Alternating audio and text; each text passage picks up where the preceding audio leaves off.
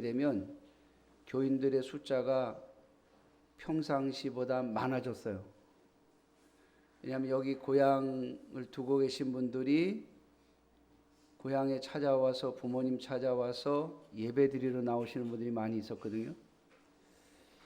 그런데 요즘에는 한 10여 년 전부터는 이 설 연휴가 되고 또 추석 연휴에 주일이 끼어 있으면 평상시의 예배 인원보다 숫자가 줄어들어요.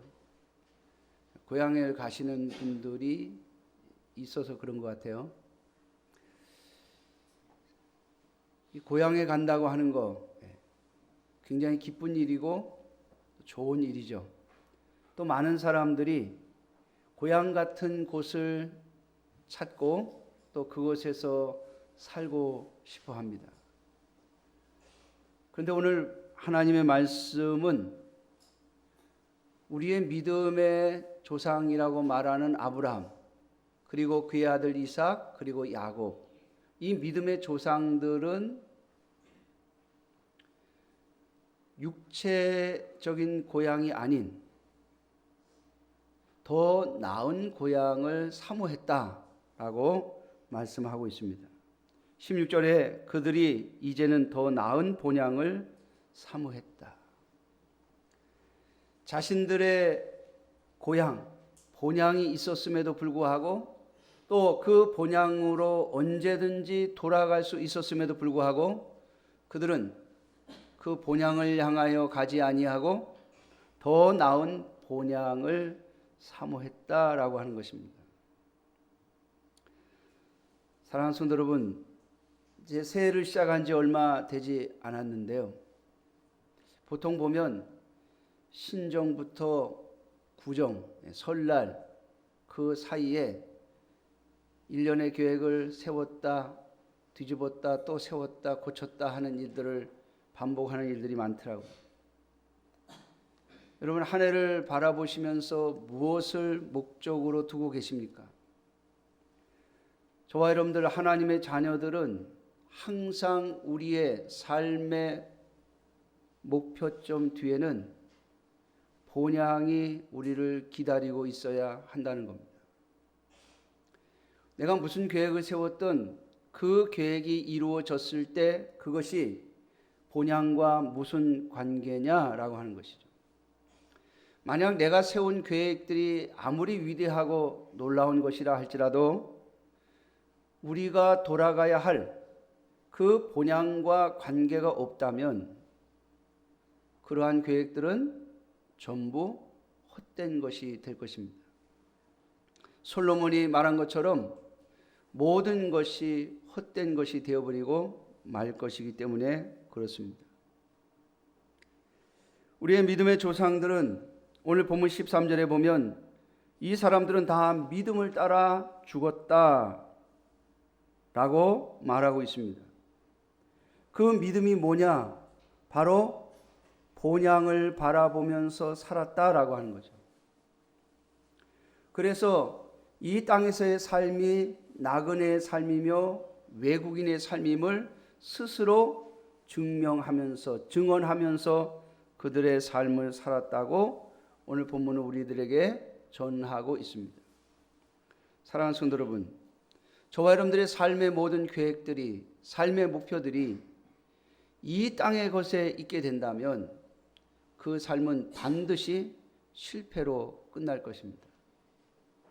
왜냐하면 우리가 좋은 형편에서 인생이 끝나든 나쁜 형편에서 끝나든 둘 다 그 마음이 편치 않을 것이기 때문에 그렇습니다. 전에도 제가 한번 증언한 적이 있는데요. 저희 작은 어머님이 부지런히 일하셔서 평생에 집을 한 2개인가 사셨어요. 그런데 70이 안 돼서 덜커덩 위암에 걸리신 거예요. 위암이 판명되고 나서 수술도 안 되고 그분이 죽어가면서 한 말입니다. 저는 지금도 제 귀에 생생해요. 그 모아놓은 돈 써보지도 못하고 내가 죽는 게 억울하다고. 여러분, 좋은 형편에서 우리의 인생이 끝나면 그렇게 후회할 겁니다. 또 반대로 좋지 않은 형편에서 우리의 인생이 끝났을 때 내가 좀 좋은 삶도 살아보지 못하고 고생만 하다가 내 인생이 끝났다고 말하며 또 슬퍼할 것입니다. 왜냐하면 본향이 없는 자들이기 때문에 그렇습니다. 오늘 본문이 말하고 있는 더 나은 본향, 하나님이 우리를 기다리시는 그곳, 하나님께서 우리에게 상급을 주실 그곳, 하나님이 우리를 다시 만나 주실 그곳, 그것을 사모하며 그것을 생각하며 이 땅을 살아가는 여러분들이 되시기를 주님의 이름으로 축원합니다. 성경은 끊임없이 우리가 그 본향을 사모하도록 우리를 가르치고 있습니다. 오늘 눈이 오는 날씨에 오시느라고 참 고생하셨고요. 또 제가 이렇게 보니까 어떤 분은 눈 때문에 못 오신 분도 계신 것 같아요.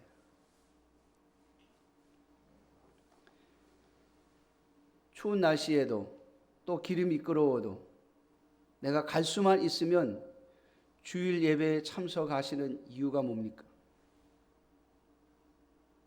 성경은 우리들에게 이 주일 예배, 이 안식일을 지키는 이유에 대하여 두 가지로 가르치고 있습니다.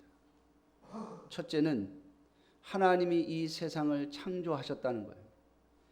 이걸 잊어버리지 말라는 겁니다. 하나님이 세상만 만드신 것이 아니라 내 생명도 하나님이 만드셨고 내 삶의 주인도 하나님이시라는 것을 잊어버리지 말라는 거죠. 나의 생명이, 나의 삶이 하나님의 손에 있다는 것을 말이죠.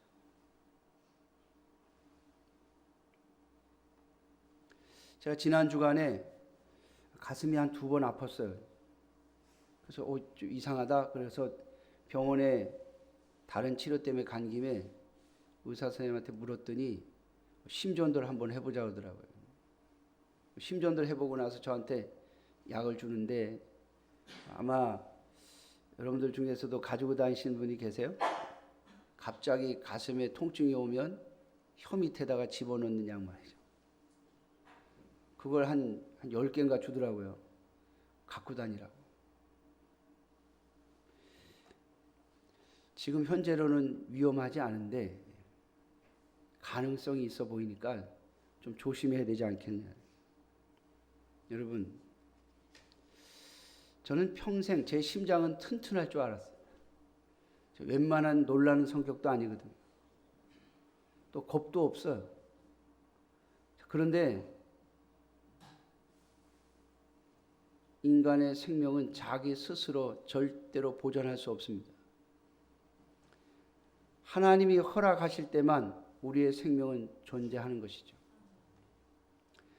우리가 주일 하나님 앞에 나와서 예배를 드릴 때마다 내가 하고 있는 모든 일들, 내가 소유하고 있는 모든 것들, 내가 지금 벌려놓은 모든 일들이 하나님의 허락하심이 없이는 한 발자국도 앞으로 나아갈 수 없음을 고백하는 것입니다. 세상만 하나님이 만드신 것이 아니라 나도 하나님이 만드셨다고 하는 것, 내 생명이 하나님의 손에 있다라고 하는 것, 그걸 기억하라고 하나님이 우리에게 일주일에 한 번씩 세상 일을 내려놓고 나에게 와서 예배하라 하신 겁니다. 두 번째로는 우리가 안식일을 지키는 두 번째 이유, 주일을 지키는 두 번째 이유는 하나님이 나를 대신하여 예수 그리스도를 희생하셨다는 겁니다. 예수 그리스도의 희생으로 말미암아 저와 여러분들이 구원을 얻었음을 기억하라는 것이죠. 예수님 이전에 이스라엘 백성들은 그들을 애굽에서 종살이 하던 그들을 건져내신 하나님을 기억하라고 주신 날인데, 오늘 모든 그리스도인들은 예수님의 부활 이후로 예수 그리스도의 십자가의 죽으심과 부활을 기념하는 날로 우리는 안식일을 주일로 바꿔서 지키고 있는 겁니다. 그리고 나서 여러분, 하나님께서 이스라엘 백성들에게, 하나님의 백성들에게 주신 큰 두 번째 삶의 원리가 있습니다. 그게 바로 안식년입니다. 이스라엘 백성, 농사를 짓는 이스라엘 백성들에게 하나님이 안식년을 하라고 그래요. 여러분, 이건 참 쉬운 일이 아닙니다. 요즘 학교의 교수님들은 안식년을 잘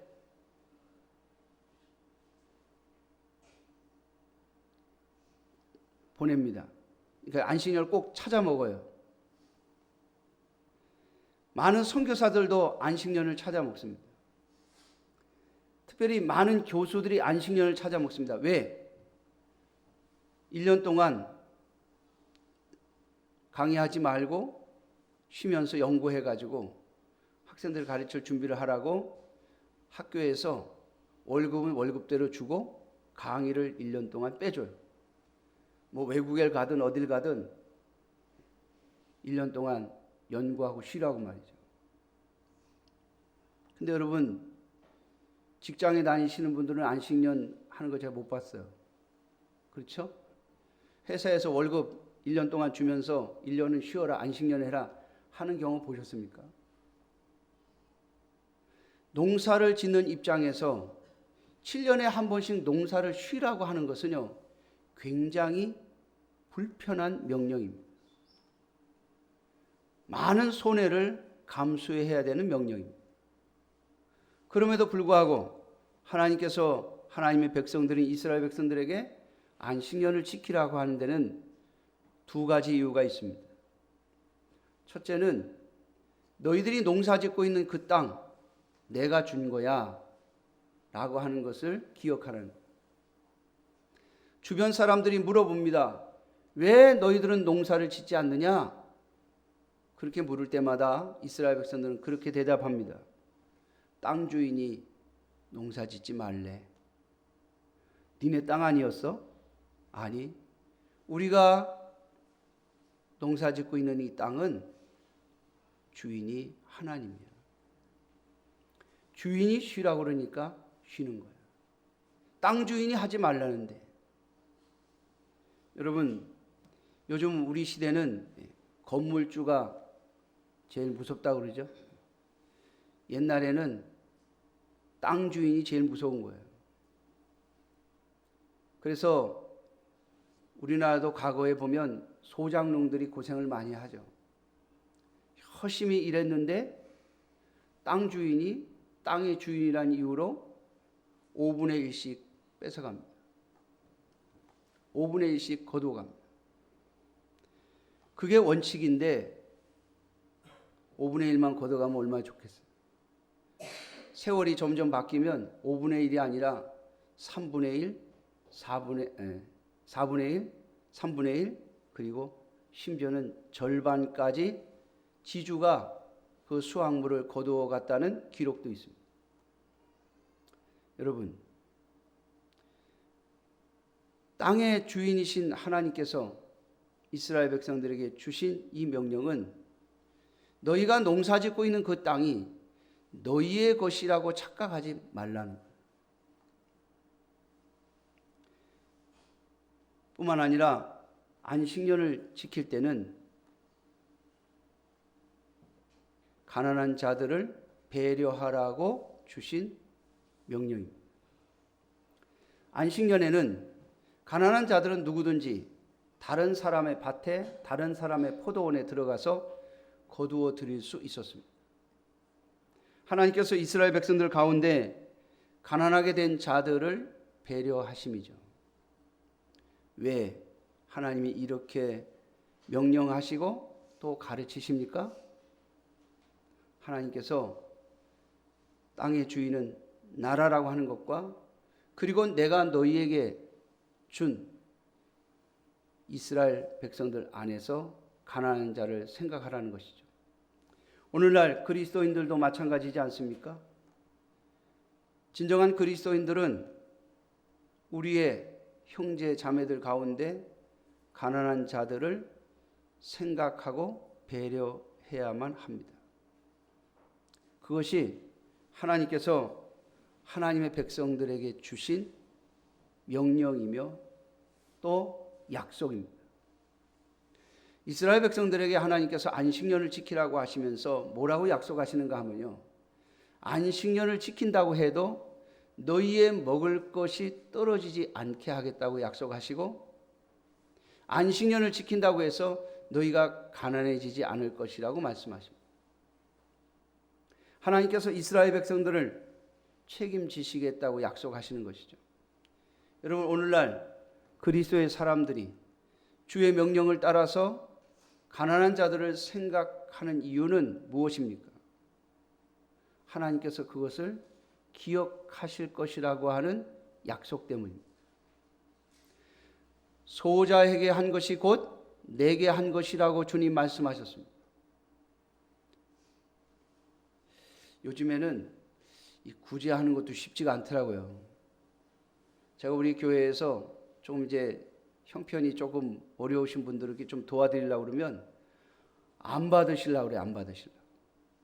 내가 왜 받아야 되냐고요. 근데 한편으로는 제가 그런 생각도 들어요. 한편으로는 우리 인간이 자존심을 가지고 있구나. 제가 갑질을 하는 게 아닌데도 저는 준 걸로 끝이거든요. 우리 교회가 섬기고 있는 이 세움선교회 보면 여러 교회들을 돕고 있는데요. 지금까지 보고서 한 장 요구한 적이 없고, 교회 형편이 어떠느냐고 재정조사 해본 적이 없습니다. 그저 잘 살펴봐서 어렵다 싶으면 도와주면 그걸로 끝입니다. 왜? 하나님의 교회요, 하나님의 자녀이기 때문에 그렇죠.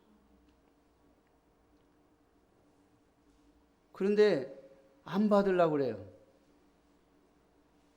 그것 때문에 제가 참 실갱이를 많이 합니다. 제발 좀 받으라고. 이 주면서도요, 제발 좀 받으라고 해야 되는 그런 상황이에요. 여러분,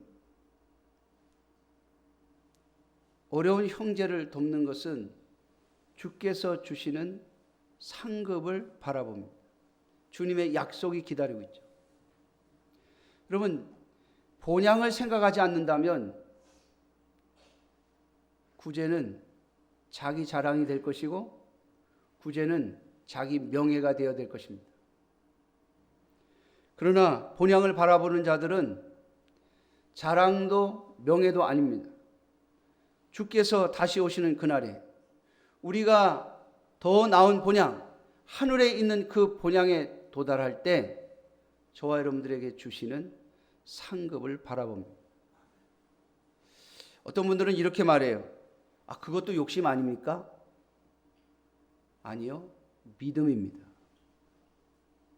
본향에 대한 믿음이 없으면 누구도 그렇게 할 수 없습니다. 명예도 없이 자랑도 없이 도와준 것으로 끝낼 수 없습니다.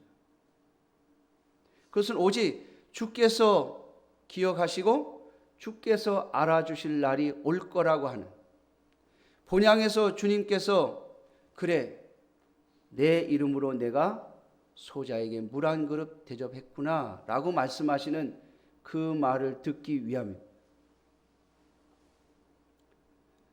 또 이스라엘 백성들에게 하나님께서 주신 참 힘들고 어려운 명령이 하나 있죠. 그것은 희년입니다.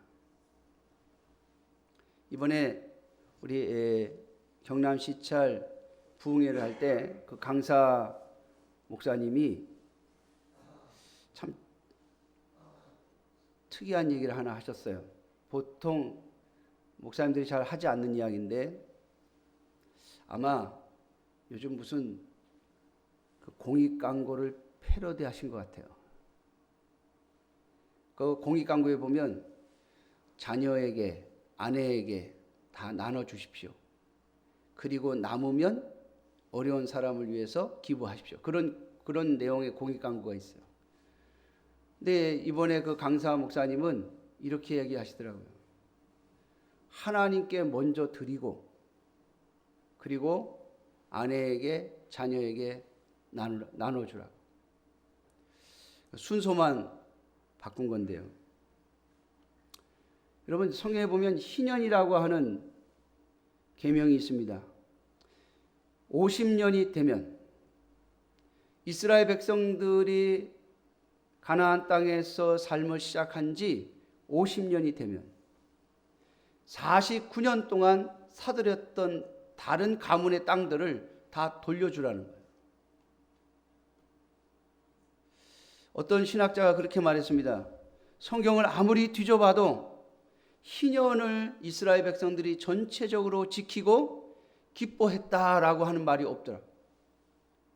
유월절을 지키고 기뻐하며 또 수장절을 지키고 기뻐하면서 이스라엘 백성들이 잔치를 한 적은 있어도 희년을 지키고 너무 좋아서 기뻐한 적은 성경에 아무리 찾아봐도 없다고. 이 희년은 성경을 보면 몇몇 사람들이 지켰습니다. 구약의 대표적인 사람이 보아스죠. 신약에서 대표적인 사람은 바나바 또 초대교회 성도들의 모습에서 조금 나타나고 있습니다. 자, 희년이 뭡니까? 50년째 해가 되면 49년 동안 사들였던 모든 이웃의 땅들을 하나님의 백성들의 땅들을 돌려주라는 거예요. 여러분 말이 됩니까? 제가 이 이야기를 조금 구체적으로 자세히 어느 장로님에게 얘기했더니 화를 내시더라고요. 내가 평생 힘써서 애써서 모은 건데 그걸 다 돌려주란 말입니까? 이러고 저한테 화를 내시더라고요. 성경이 말하는 내용이 이런 겁니다 라고 얘기를 했는데 말이죠. 맞습니다. 그런데 왜 하나님께서 이스라엘 백성들이 잘 지키지도 못할 그 계명을 주셨을까요? 하나님이 그들에게 말씀하시는 겁니다. 이 땅의 것을 목표로 삼지 말고 이 다음에 너희들의 진짜 본향에 올라왔을 때를 목표로 하고 살아라는 거예요. 여러분 이 믿음이 오늘 저와 여러분들의 삶을 지배하기를 주님의 이름으로 축원합니다. 그래서 올해도 세운 모든 계획들이 본향 앞에 갔을 때, 본향에 들어갔을 때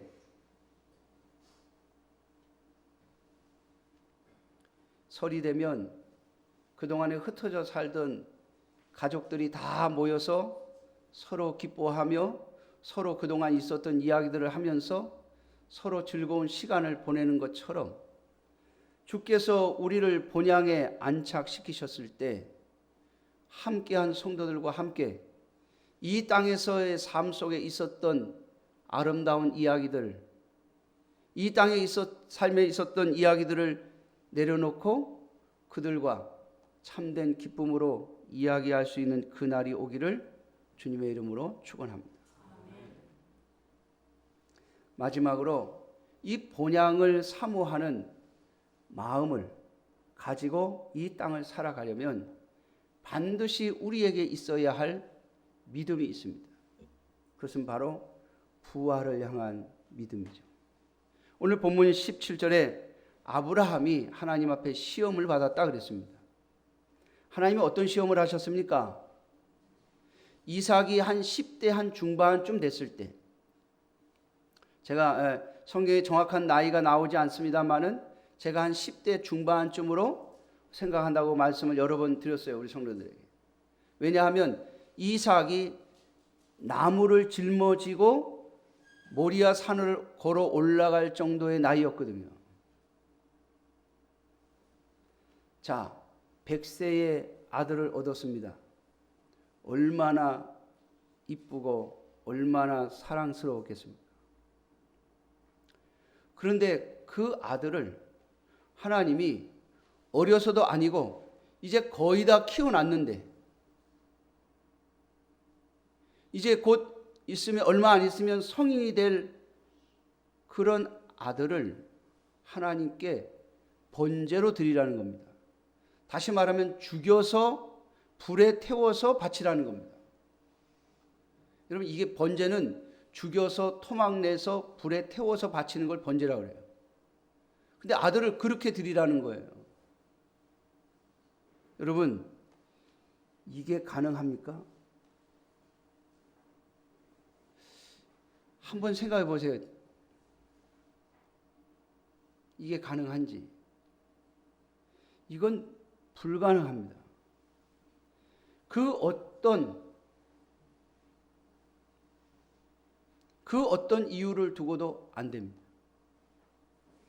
그런데 아브라함이 이 하나님의 명령을 따릅니다.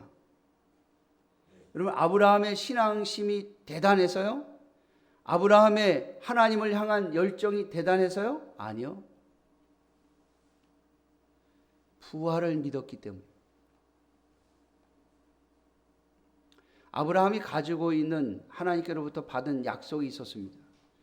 내 아들 이삭으로 말미암아 내가 너의 자손을 하늘의 별과 같이 바다의 모래와 같이 많게 해주겠다는 약속을 받았어요. 그리고 그 이삭으로 말미암아 너의 자손이 번성할 것이라고 약속해 주었거든요. 아브라함에게 주신 하나님의 약속이 뭡니까? 내가 너로 많은 민족의 아버지가 되게 하겠다, 많은 나라의 아버지가 되게 하겠다라고 하는 약속을 주셨거든요. 그래서 원래 아브라함의 이름이 아브람이었는데, 자식을 많이 낳는 아버지, 그런 뜻이었는데 그 이름을 바꿔서 많은 나라의 아버지라고 이름을 바꿔주셨거든요. 그런데 하나 있는 아들을 죽이라고요?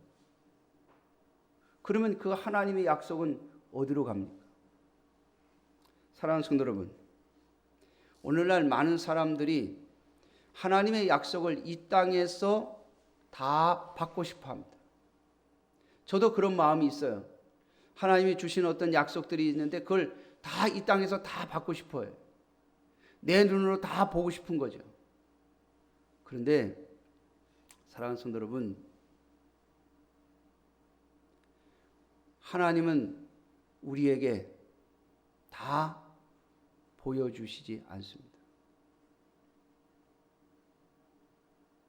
우리에게 뭘 요구하세요? 믿음을 요구하시는 거예요. 여러분, 아브라함은요, 자기 평생에 야곱, 이삭까지밖에 못 보고 죽었어요. 아니, 야곱, 에서밖에 못 보고 죽었어요. 아들 하나 이삭 낳아서 그 이삭이 많은 자손을 낳을 줄 알았는데 나이가 40이 돼서 장가를 갔는데 60이 돼서야 아들 둘을 낳았어요. 그리고 끝. 그러니까 아브라함은 죽을 때 에서하고 야곱, 손자라고는 에서하고 야곱 한 10대 중반쯤까지 보고 죽었어요. 아니, 하나님이 분명히 내 자손을 하늘의 별과 같이 바다의 모래와 같이, 그러면 적어도 이삭한테 한 10명은 줘야 되잖아요. 10명. 그렇죠? 옛날에 우리 어른들 보면 자녀를 10명씩 낳는 분들이 있더라고요. 적어도 한 10명은 주고서는 소망을 갖게 해야죠. 딱 2명. 사랑하는 성도 여러분, 그런데 아브라함은 그 믿음이 흐트러지지 않았습니다. 죽는 그날까지, 이 세상을 떠나는 그날까지 본향을, 또 하나님의 약속을 믿었습니다. 하나님은 그 아브라함의 믿음에 응답하셔서 아브라함의 후손들인 이스라엘 백성들이 그렇게 속썩이고 그렇게 하나님 앞에 범죄해도 버리시지 않습니다. 언제까지요? 예수 그리스도가 이 땅에 오실 때까지요. 여러분, 아브라함은 2000년대 사람입니다. 그런데 예수님은 AD 0년, 역사적으로는 BC 4년에 태어났다고 하는 역사학자들도 있습니다만은 예수님과 아브라함은 2000년 간격이 있어요. 근데 그 아브라함의 믿음을 따라 하나님께서 2000년 가깝도록 이스라엘 백성들을 보존시키십니다. 예수님이 오셔서 육적인 이스라엘이 아니라 영적 이스라엘, 다시 말하면 신앙으로 말미암아 하나님의 백성이 되는 저와 여러분들을 부르시는 그 하나님의 역사가 이루어질 때까지 이스라엘 백성들을 향하여 참고 또 인내하시고 참고 인내하십니다. 아니요, 지금까지도요. 아브라함의 그 믿음 때문에 내가 너로 많은 민족의 아버지, 너로 많은 열국의 아버지가 되게 하시겠다고 하시는 그 약속을 가감 없이 그대로 믿었던 그 아브라함에 대하여 하나님은 오늘도 그 약속을 지키고 계신다는 겁니다. 그러므로 사랑하는 성도 여러분, 오늘 저와 여러분들이 무엇을 바라보며 이 땅을 살아야 할 것인가를 오늘 말씀을 통하여 다시 한번 되새기면서 언젠가 주님 앞에 부활의 모습으로 다시 설 거라고 하는 그 믿음 속에 오늘을 또 한 해를 살아가는 저와 여러분들이 되시기를 주님의 이름으로 축원합니다. 기도하겠습니다. 자비로우신 아버지 하나님,